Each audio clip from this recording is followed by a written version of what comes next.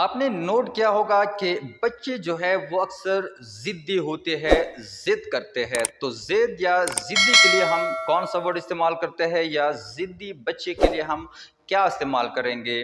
تو ضدی بچہ جو ہوتا ہے اسے ہم سٹبن چائلڈ کہتے ہیں۔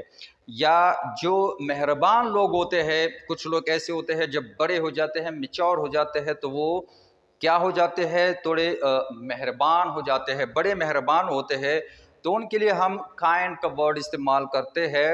تو ایک مہربان شخص کے لیے ہم کیا استعمال کریں گے؟ A kind person, a kind main.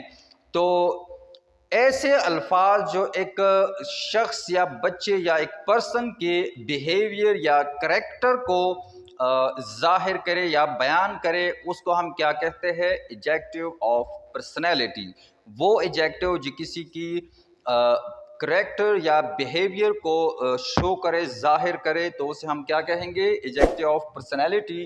Definition اس کی کیا ہوگی؟ اٹ ڈسکرائب دا کریکٹر اور بیہیویئر آف پرسن۔ یہ ایک شخص کی کریکٹر یا بیہیویئر کو ایکسپلین یا بیان کرتا ہے۔ ایگزامپل اس کی کیا ہے؟ Friendly, kind, stupid, stubborn, lazy, cheerful. اگر میں یہ کہوں a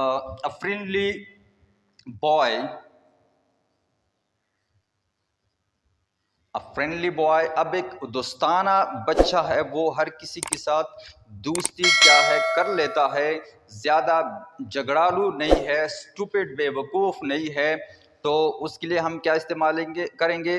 friendly boy, friendly main, etcetera.